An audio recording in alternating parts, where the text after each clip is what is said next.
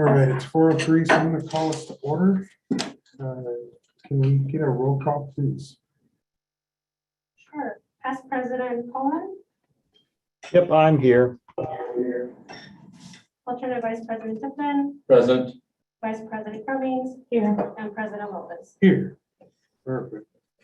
We're going to start with our general manager, department manager comments.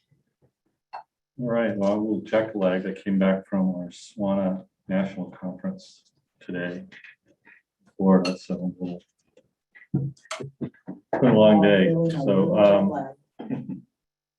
I don't have anything significant today, other than just we're with our staff back at full bore this week. We're finishing up the annual report, so we will have that with the board in a couple of weeks. So nothing else. Any reports on the agenda? Just because I don't see another place for any amendments to today's agenda that we want to announce. Oh, yes. Yeah, we're going to pull item 6, and we will be bringing that back to the full board for discussion with a more detailed report. Just in summary, we're working on selecting a compost processing vendor to replace our current one next year, and wanting to have some discussion around that before we proceed with negotiations. We'll bring that back to the full board. Any other department managers want to jump in? Just a real quick update to the board. As you all know, with the Sun Street closure, it's going to result potentially in up to 3 displaced workers. We have so far a couple of retirements that happened in the past few months. So we've been able to shift 2 employees. There's a 3rd one, and there's going to be a couple of job openings internally from those other shifts. So I expect that we will end up with 0 layoffs at the end of the day. We're going to run a little tight though, because we're going to be short staffed early on in order to avoid those layoffs down the road. So we will be running a little short staff, which is nothing new for us. Typically run short staff anyway. So yeah, right now it looks like we will end up with 3 layoffs on paper, but no actual layoffs at all. We are working on the bond refinance that we brought forward to the board. We are hoping to have documents in January or February, Patrick? In January. Hoping to bring documents back for the board consideration approval in January, so that the bond itself can be released in February. Yep. Do you have any department managers online? I had a comment. This is Mandy. I don't know if you can all hear me. We can. Great. Just a reminder that this Saturday is the citywide cleanup for Salinas, and Republic is holding the cleanup at Madison Lane. And then Greenfield also has a community-wide cleanup at the Public Works Yard, 8 to noon. And our household hazardous waste vehicle will also be out at that cleanup. So just a reminder. Thanks. Thank you, Mandy. Brian? I have no comments this afternoon. Thank you. Great, thank you. All right, then we'll turn and see if there's any questions or comments from committee members. Seeing none, we'll go ahead and see if there's any public comment on those general manager, department manager comments. We ask you to use the raise hand function. Seeing none, we'll close the public comment and open it up for any committee member comments, general committee member comments. None to my left, none to my right. Past President Cullen, any comments? None for me, thank you. All right. I'll just share, there's a mask mandate. It's supposed to go into effect this Friday. Just be aware that everybody's got opinions on it. It is what it is. It's coming quickly. I'm guessing there'll be a lot more talk about it as it is implemented tomorrow. But yeah, just one of those awareness pieces. It's tied to the CDC numbers, which we can't answer for because they're not done locally. So it's kind of a tough one to swallow, especially with this week, the numbers being so low. Once it's triggered, it's in place for 30 days, though, regardless of which tier we might fall into in the following week. So just be aware.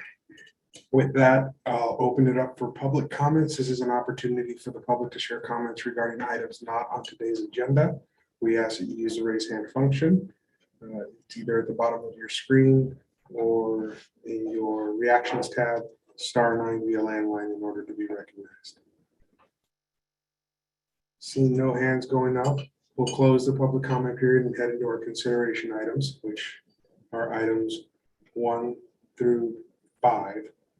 And with that, our first is the minutes of October 7th, 2021. Are there any comments from committee members?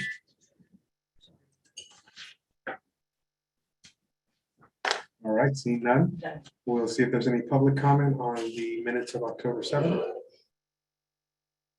Seeing none, we'll close public comment and bring it back for the recommended action of approval. Second. Got a motion and a second. Roll call vote, please. Alternate Vice President Tipton, Aye. Vice President Cummings, Yes. and President Lopez. Yes, that brings us to item 2, our September 2021 claims and financial reports. We'll turn the floor over to Ray. Okay, real quick, but not really, because I was told I talked too fast for this hour, so. For the month of September, we are about $300,000 ahead on solid waste tipping fees. Our overall revenue is about $150,000 ahead of where we were same month last year. Percentage is a little behind, but still within reason. Expenditures are currently running at 30.1%, and last year at the same month we were about 30.7%. So everything's looking good. We're in line as of now. A couple of line items we're keeping an eye on, but we'll keep an eye on those and see if we need to do something with the regular budget yet. Unless there's any specific questions. When did our budget start? July. Good pace. Trying. We'll see how I am when it gets to item 5. Any other committee discussion? Hearing none, we'll see if there's any public comment on this report.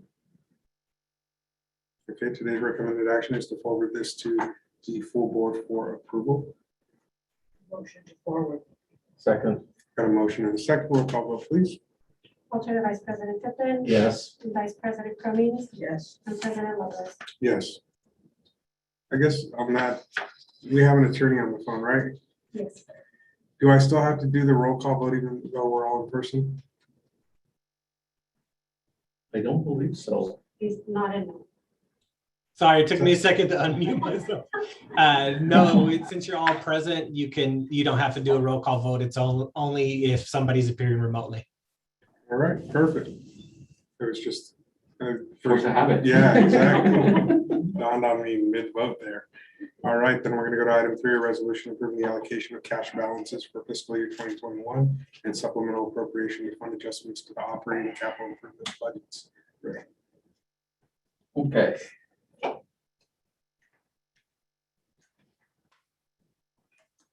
Next page. Oh, wait. Hey, any questions? Even Ray can't talk that fast. Looks good to me. Okay, we're done. I'm not sure the owl caught that. Obviously, she's way faster than even I go. So.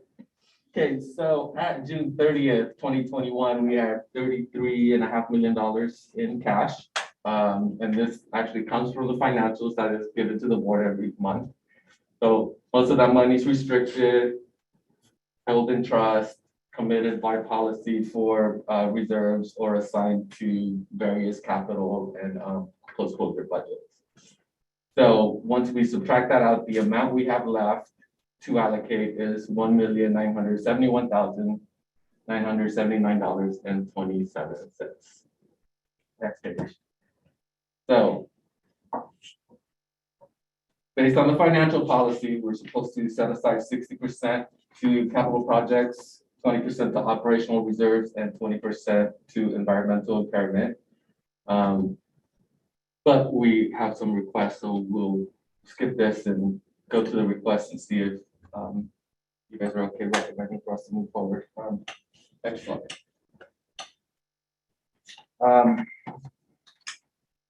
So we have some ongoing implementation for SB 1383, the edible food recovery requires establishing an edible food recovery program, and additional funding is needed to assist with expanding programs and infrastructure.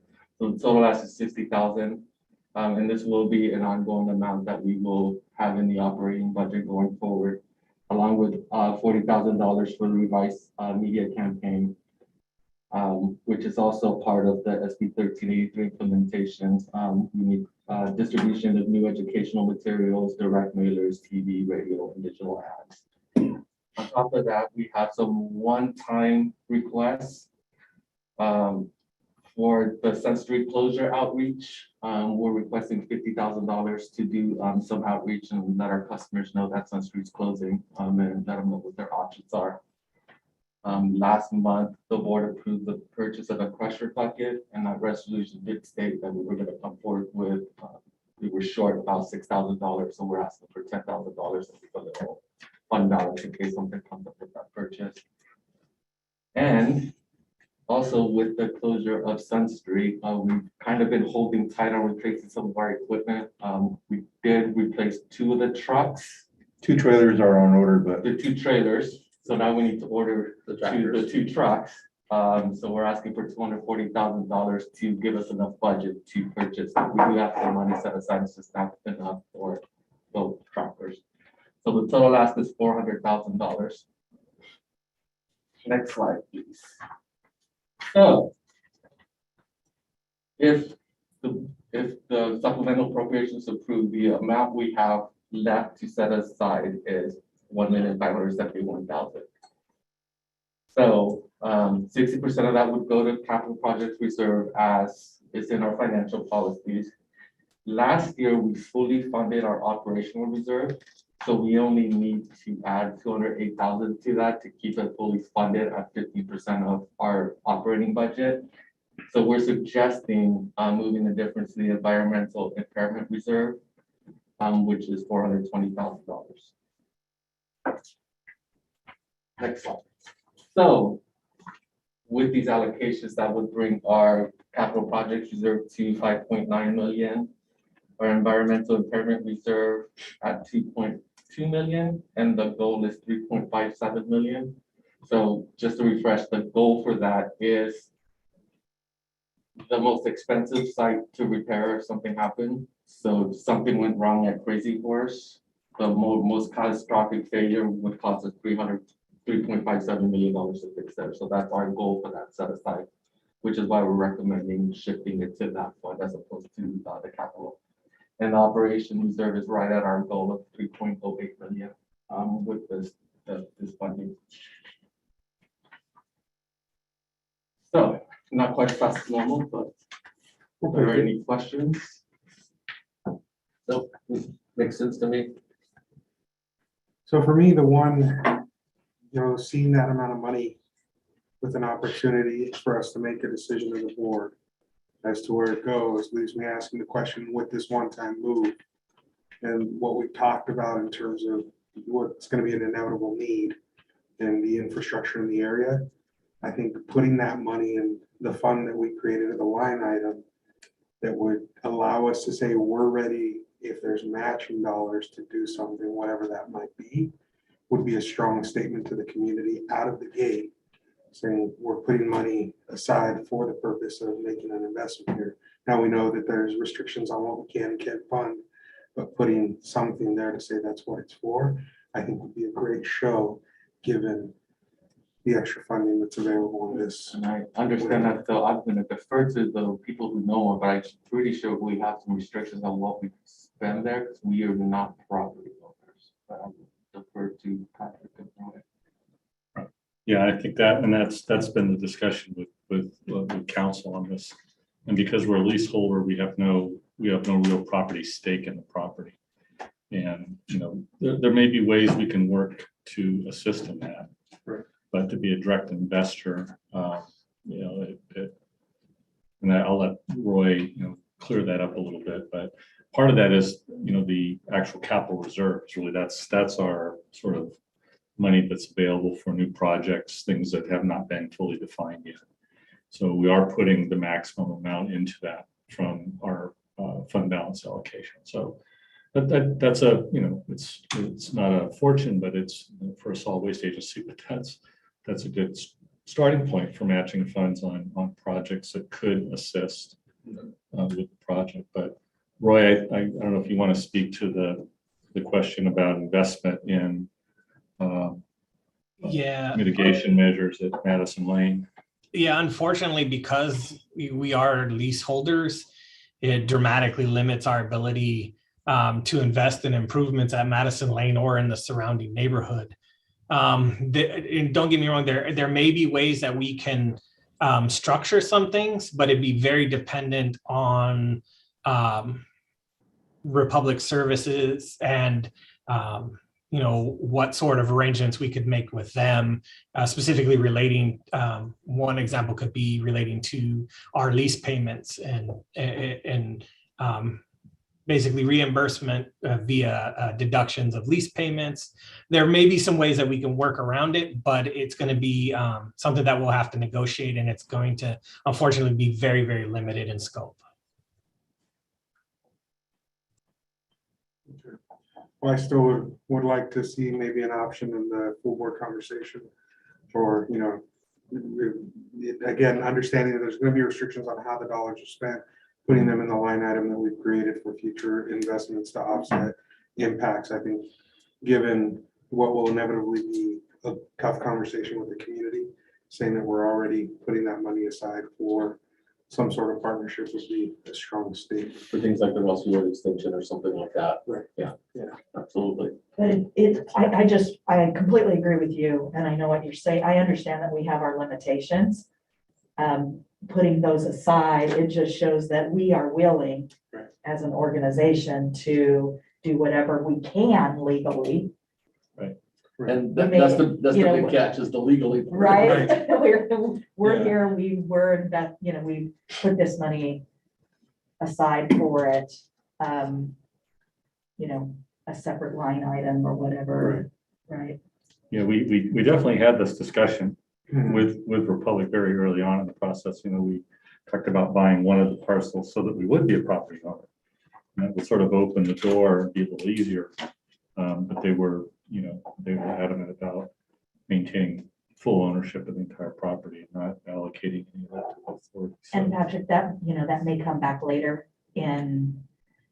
I just think it's a good faith effort. Right. And then those conversations, 3 years from now may come back when that project is a huge project.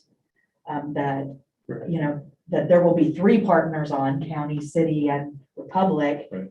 And they may want another part, they may say, hey, we want to sell you, right? There may be discussions later. Right.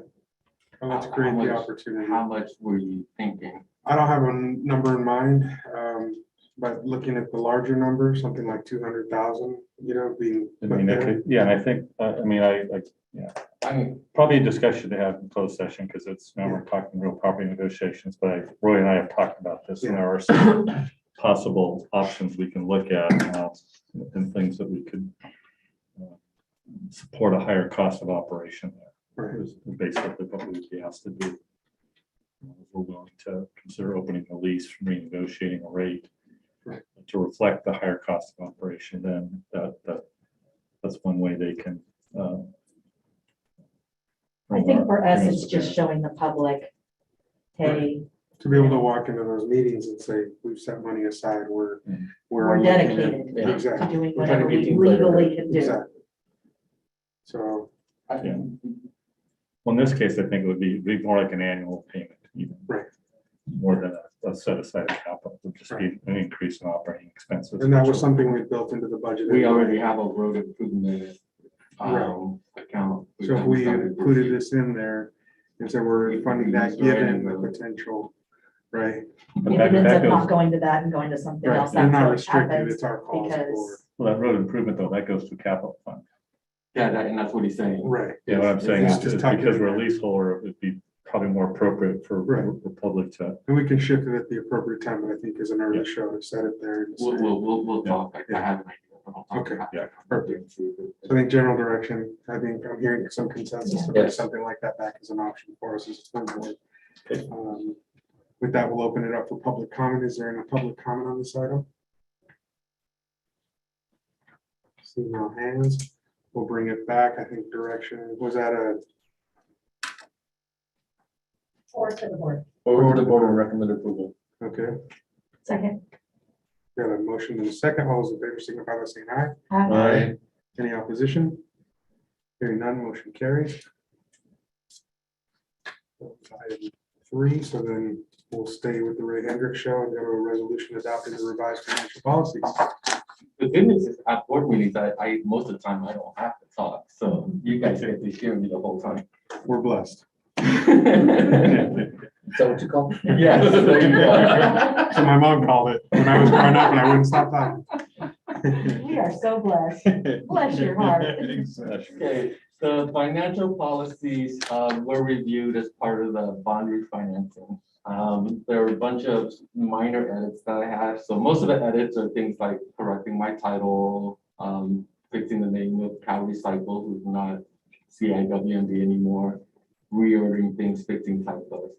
The only significant change is what's up on the screen. So postage administration. So this is required by law to be in our financial policies. Otherwise, we can't issue bonds. It's just basically financial policies that restrict how we can spend proceeds, which for this issue, we're not spending proceeds because that money was spent. That being said, the financial policies hadn't been brought forward since before the prior bond issue.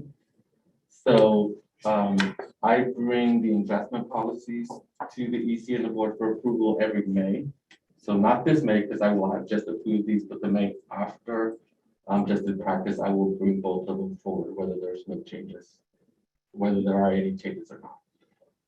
So unless there's any questions, like I said, the changes are just basically required by law. So we're putting the language in, and so we're in compliance. These were changes in law in 2017, so they post-dated the last time we. Yeah. Any further? All right. Questions? It must legal. All right. Yeah. Any public comment on this item?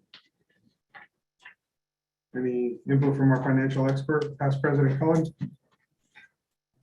I'm good, thank you. All right. And with that, we'll entertain a motion. So moved. Second. Got a motion and a second. All those in favor, signify by saying aye. Aye. Any opposition? Motion carries unanimously. And back to the Ray Hendricks Show for the comprehensive annual financial report of the fiscal year ended June 30th, 2021. Blessed. We'll let the driver catch up. See what happens when we can vote without a roll call vote? Okay, so these are the June 30th, 2021 annual comprehensive financial report, and I'll touch on that in a little bit. Next slide. So first I want to thank our auditors from McGill Way, Ray Brown Kaufman. Sue Dev and his team came in and we're fabulous like always. We do have Patty on Zoom. Hopefully they let her into the meeting. who will do her required reporting out. The financials were created by me and my team. So Ernesto, Do I have audio? You do have audio. She's there. Thank you. So thank you to Ernesto and his team who basically do the day-to-day coding of everything and do an excellent job, which makes my life easier at the end of the year when we get to the accounting part. Next slide. So this is an annual comprehensive financial report. It includes a statistical section. It will be submitted to the GFOA under their review for their certificate achievement for excellence in financial reporting. We only had 2 really minor comments last year that were corrected, so I have no reason to believe we won't get it. And there is no management letter. Next slide. Okay. We, in this audit, implemented 4 new GASB pronouncements. The majority of them have absolutely no effect on the financials. We have no fiduciary activities that need to be reported, or majority we're not a component unit or have no component units, which is what number 90. And 93 is a replacement of interbank offered rates, which is a rate used for payments received and made for various index, which don't apply to anything. The only one that does apply, and we decided to do this morning, because I found out this morning that it's very recommended for that award that we make this change immediately, is changing the name of the report to Annual Comprehensive Financial Report. So the acronym for the old name, it's a derogatory word somewhere in the world. And in order to get people to stop using that acronym, they just flipped a couple of words and now the acronym is something else. Or just So- flip the first two words. Yeah, we just flipped the first two words and now the acronym is ACFR, which is not fun to say, so we won't be saying it ever. So the draft report that you received is just about complete, other than we will be making administrative changes to change this name throughout the report. And the final one will contain those changes in there. Next slide. So financial highlights are operating revenues were up 1.3 million. Expenses decreased 1.8 million, mainly due to an adjustment to some of our liabilities, which I'll talk about in a bit. And our tons landfilled were up 6,500. So we basically got all the tonnage that we lost the prior year and then some.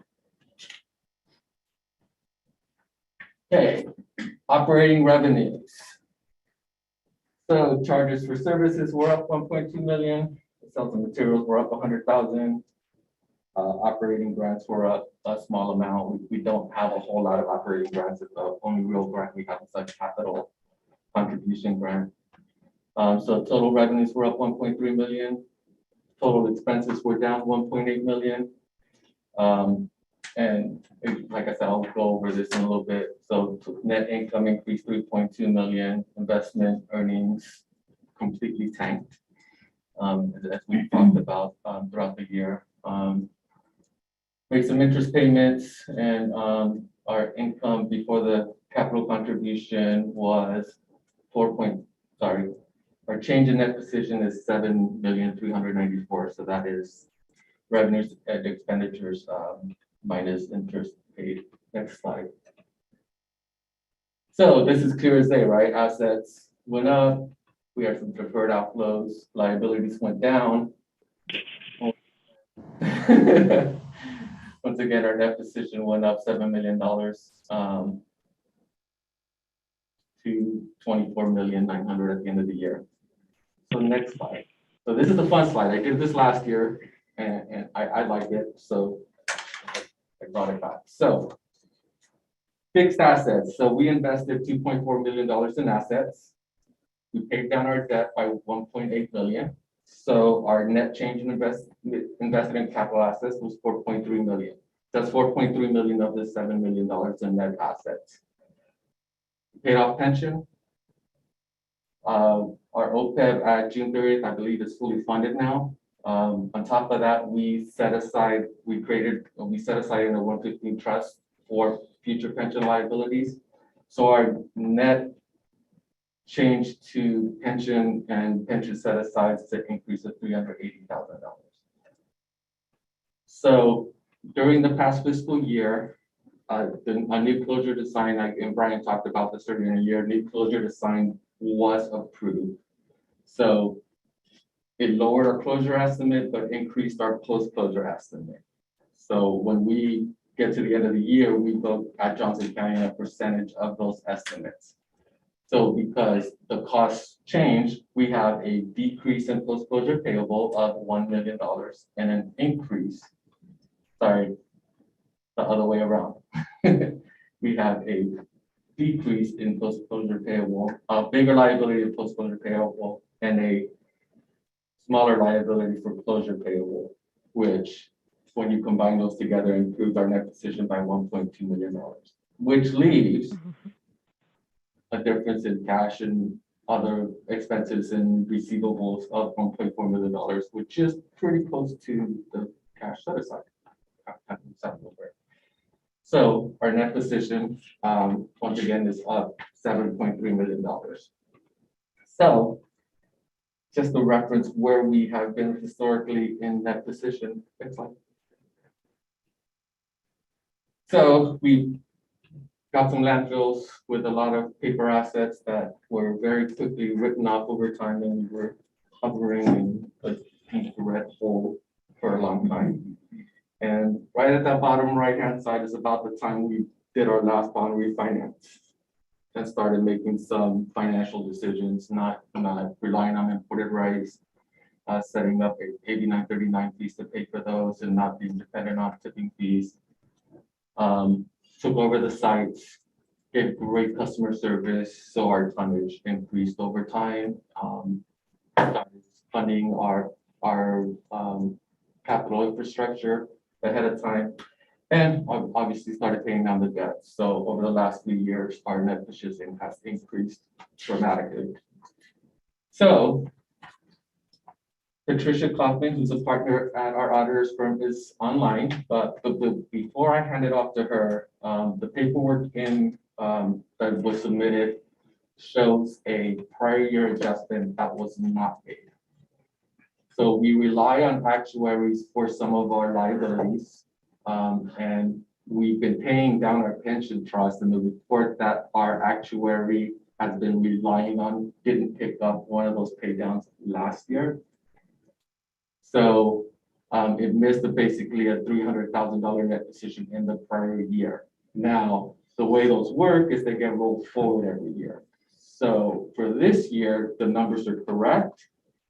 So basically that 300,000 was already built into this year's numbers. So we chose to not do the prior year adjustment because it basically had zero effect on this year's financials. If that makes sense. And Chris looks perplexed, but I can explain that. Just a little confused on if we paid. So We paid a $300,000 adjustment. Those numbers actuarially are rolled forward. So we paid down our unfunded liability and pension. The report that the actuary used for that actuarial didn't pick up that payment. When she did this year's actuary, she caught that payment and caught that the report wasn't picking up the payment. So the numbers for this year were correct. I can add a little bit. I'll let her talk. Yeah. Right, let me add a little bit to that explanation. Because the actuarial calculations take so long to prepare for CalPERS, we're really 2 years behind in the original actuarial calculation. Then they roll it over 1 year. So we're always 1 year behind. So the current year payments are never reflected in CalPERS actuarial calculations, and they're recorded as deferred inflows.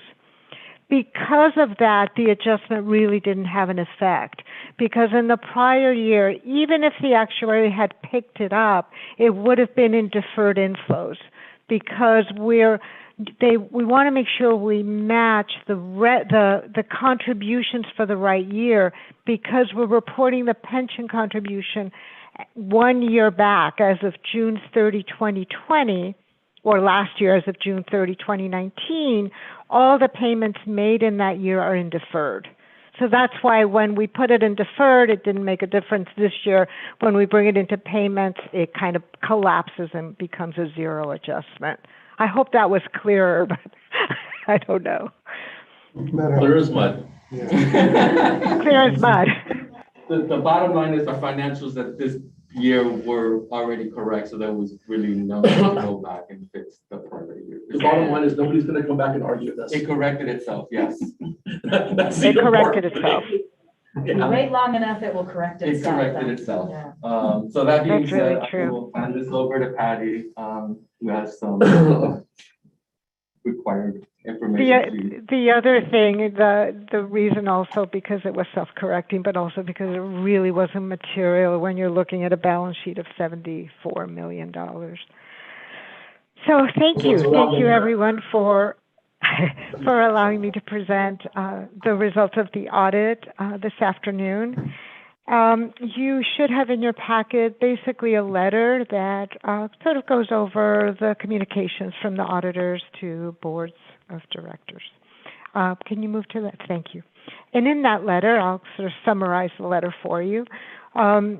We talk about who is responsible for the financial statements, and management is responsible for them.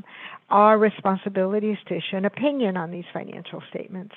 And I'm happy to report that it is an unmodified opinion. That is the best opinion the authority can receive. I am also, as Ray, very confident that as they've received the GFOA award for financial reporting for a couple of years now, I am 100% confident they will also receive that award for this year's financial statement. So congratulations to them on that. That is a wonderful thing. I'm sorry for the phone. There's not odds on that. There's no transactions entered into these financial statements that we don't have authoritative guidance. What that means, translated, is that we have good GAAP guidance for all of the accrual of the numbers, for the actuarial reports, for the footnotes. All transactions are recorded in these financial statements. The authority reports as one fund, enterprise fund. And as such, they are full accrual financial statements as you would find in the private sector. That means that all the revenues and the expenses are matched. So if the revenue was earned, it's reported. If the expenses were incurred, they are reported on these financial statements. Accounting standards also require estimates to be recorded in financial statements. So that means if you don't have the exact number, we're going to do some approximations for some of the things that require to be reported. Some of those estimates are an allowance for your receivables. That is based on historical collections, and it's a very small number. You have very good collection rates. The other estimate is depreciation and the lives over which assets are depreciated. Those are pretty standard. We usually go with just generally accepted accounting practices for the life of the assets, including the units of use for the landfill. The other estimate is the closure and post-closure liabilities. That's based on engineer studies. And the pension liability in OPEB. Now, as Robert was saying, that is based from the initial calculations from CalPERS. I did it again. What did I do? What's my name? You hurt my feelings. Oh, God. I'm so sad. Oh, my God. Today was a meetings and meetings with Robert, and I keep saying Robert. He hasn't been there for forever. 7 years, and that's the second time he's called you Robert. Today, the second time I called you Robert. Forgive me. Will you forgive me, Ray? But anyway, as Ray was mentioning, for the actuarial calculations, we have got multiple layers there. So we have CalPERS actuaries who are very good actuaries, are probably the best in the world, doing these calculations. And CalPERS, of course, is audited, and they got a clean opinion. But in addition to that, the authority hires an independent actuary, Bartell and Associates, also what I consider one of the top actuaries in California. And they look at the assumptions that CalPERS used for these calculations, and then we again look at those calculations. So there's multiple layers there. So we are very confident in those assumptions and estimates, and we found them to be appropriate. Okay, next slide. Ray. So there are some sensitive footnotes. They're not very sensitive, but there's some that I'd like to just bring your attention to. So we have the landfill closure and post-closure requirements. That's in a footnote expanding on the financial statement numbers that are just summarized. That's footnote 10 on page 25. And then footnote 12 and footnote 13, That is the pension and post-employment benefit.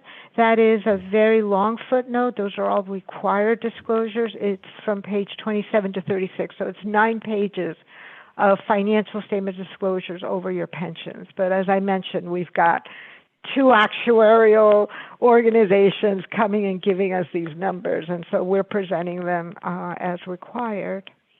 Then the last footnote I would call your attention to is note 15, and that's just commitments and contingencies. But before we stop talking about pensions, I do want to kind of commend the authority in really paying down a lot of their pension obligations to the point that on these financial statements of June 30, 2021, we actually had a pension asset. So there was no unfunded liability as of June 30th, 2021 for pension. There was a small asset of $67,000. So it was almost an overpayment of $67,000. And on the post-employment liability, it is not large. It's $220,000 as of year end, and I know that there's been additional payments, and that now is paid off as well. So I just want to highlight, management's conservatism in making sure that they had the pension obligation paid for. We had no requirement to consult with outside accountants. Timing of the audit went according to schedule. There were no delays. This audit was a hybrid audit. It was partially with staff at the main offices of the authority and partially remote. And I do want to thank the authority for providing a safe environment for the auditors and being very professional, providing everything to us timely, and really helping us to have a very successful audit. Next page, please. So we have, again, as Ray mentioned, we do not have any adjustments, any material adjustments. We talked about one uncorrected non-material adjustment. And we also do not have a management letter this year. We look at controls. We do look at walkthroughs and policies, and were we to find any policies that were not being followed, we would have to report to you. We did not find that.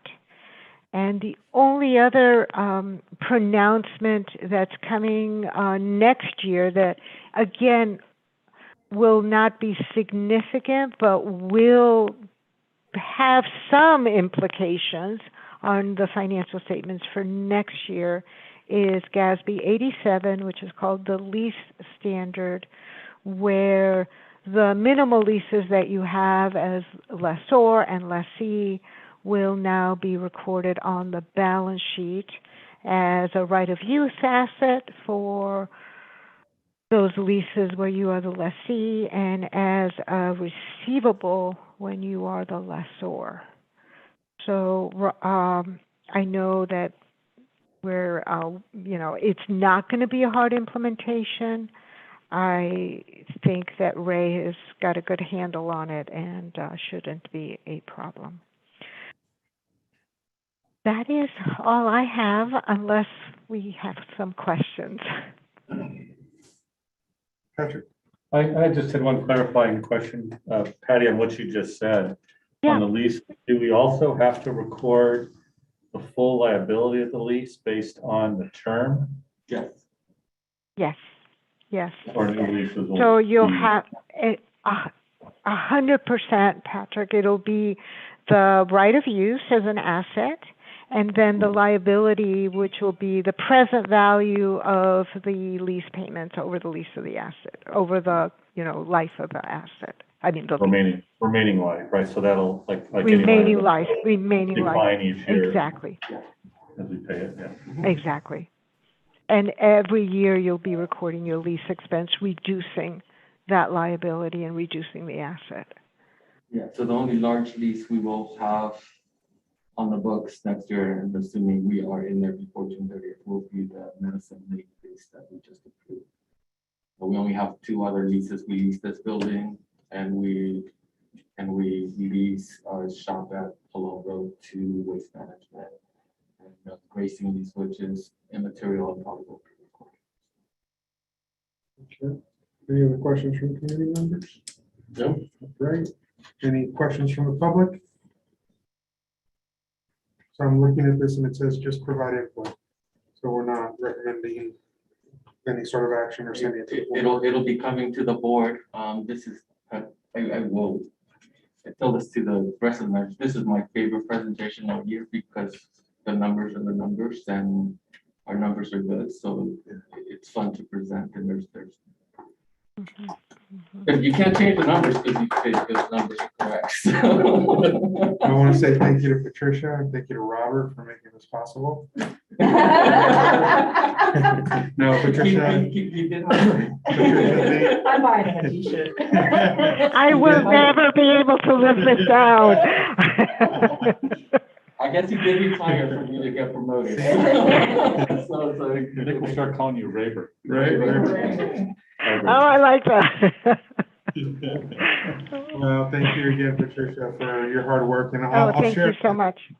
I'm proud of this organization, what we've been able to do with especially that pension liability and looking at, I mean, I also sit on LAFCO, and so we're in that same position, but I don't think there's a single other board I sit on where we can say that we've done that work. And I shared on that board as we hear the governor talk about potentially an 11 to $14 billion surplus that he's looking to pay down pension liabilities with. I'm hoping that organizations like ours, if there is some sort of a positive outcome of that, are also considered in those decisions for having done the right thing for so long. So I just want to put that on everyone's radar. Agreed. Absolutely. Thank you for the board Absolutely. for approving those decisions and documents. You make those good ones. Great work, Brian. All right, then with that, we will move into our future agenda items, number 7. Thank you, Patty. All Thank right, you so much. we have a very busy November. There may actually be a few items added. Sorry, my glasses are not working. I can't even read that. I'm pulled up on my So let's say it's computer. the plexiglass too, because I've noticed that is, Yeah. I can barely I read don't think any that. of us can read it, Patrick. It's And okay. it's even worse going through two Not pieces. cover your right eye? I was just informed by our insurance agent that I haven't spent my FSA, and I know exactly how I'm going to be spending it. It's even worse going through 2 And pieces of glasses. this plexiglass though. I thought you were gonna buy more plexiglass. Get more work to do. Let's see this up real quick. We get these in magnified. Oh, that would be nice. Transitional, you like turn down the I can't even see my. Oh, I already have those on my glasses. I can read my glasses. So we do have a lot of things, and we're trying to not, to honor our past practice of trying to give the board a little break in December, but at this point, I can't promise it. Some of it will be dependent on the discussion around organics we have with the board and whether we can come to a decision at the November meeting. If we can, then we'll be able to defer the December board meeting, but the EC will have a meeting and primarily it'll be focused. We'll probably do the basic things just to get them out of the way, but it'll be focused on interviews with the selected facilitators for the board retreat next year. So Eric, those came in It's on November 17th. They're due November on the 17th. 17th. Yeah, so we'll turn those around fairly quickly and have those available for the EC to do interviews on a short list at the December meeting. So again, we have a lot of our typical things at the end of the year. We'll have the audit again, as you saw today, and fund balance reserves will be approved.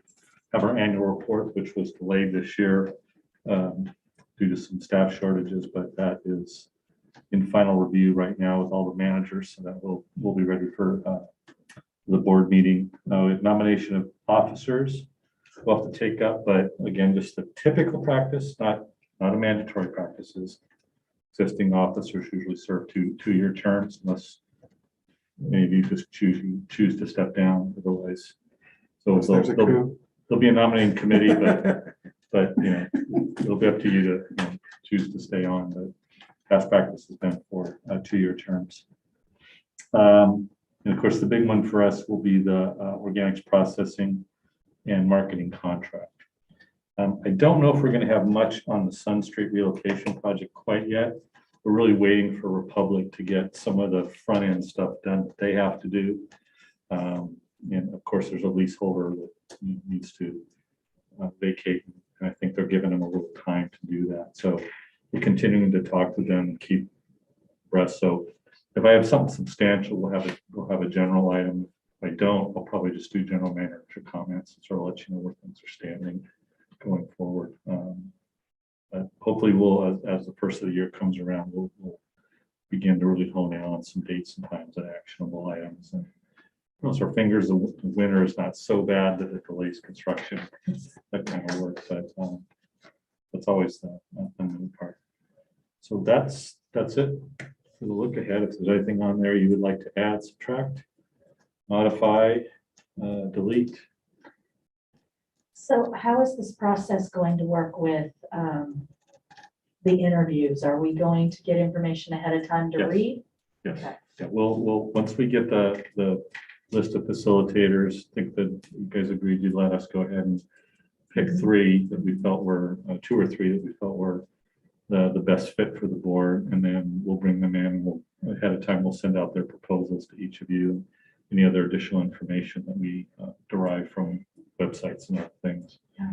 Let you read them ahead of time, and then we'll probably just have short interviews. We'll make them real long, 20, 30 minutes piece, and be done with that decision. And we'll the contract will be less than 50,000, so we can, once you've decided, then we can take care of administratively getting the contract in place and be ready for January or early February retreat. Any questions? Is the executive committee going to make the decision? We're We're asking. going to make the decision, right? Yeah, in the past, we've made the decision or we've done it by recommendation. I kind of feel like it's, facilitators are all good, and we know many of them are going to be proposing, and they're all quality facilitators, are all recommended by other agencies locally that have used them, a lot of them. So I think it's really more about personality fit. If you feel comfortable that they're a good fit for you, their process is something you like, I think that's the better deciding factor for a facilitator than lowest cost or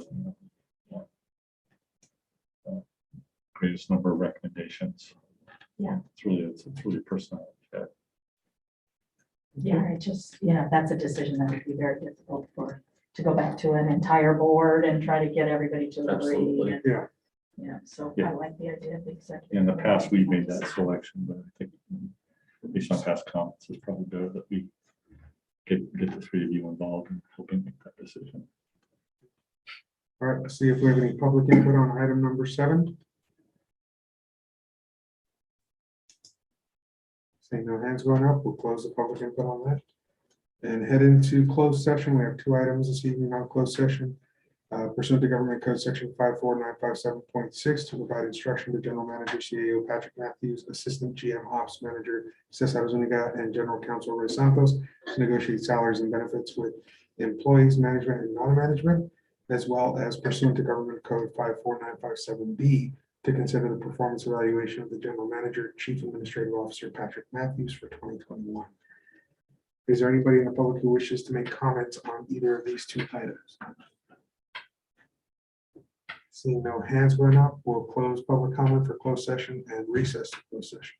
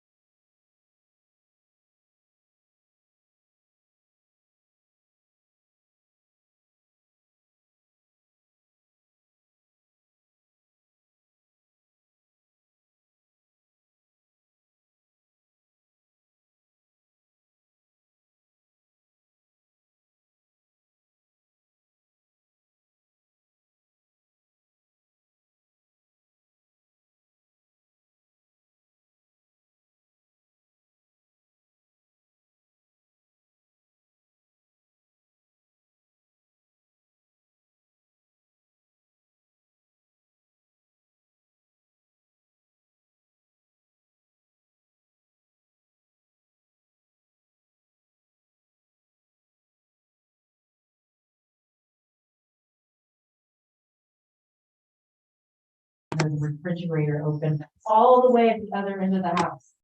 Who's in the refrigerator? Right? Oh, Erica.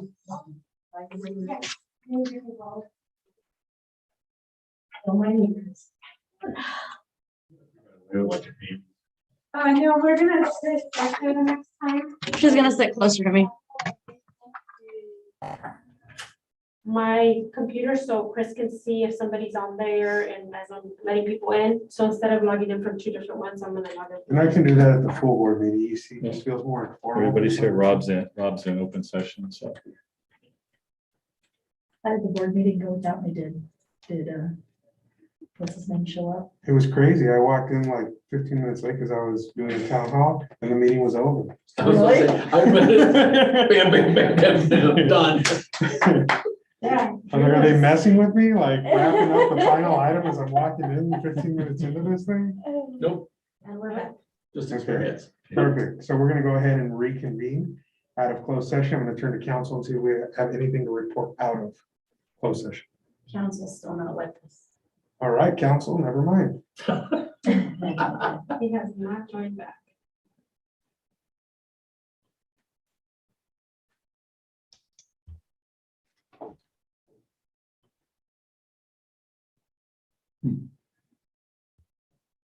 Want me to, We could play it for me and just say there's nothing to report out. You can do it, Chris. I mean, I can make that report out. So I'll go ahead and report out that there is nothing to report out of closed session for this evening. It is now 5:33 and we're going to close this executive committee meeting, adjourning. We will see you all at our next meeting, which is a full board meeting. Thank you all.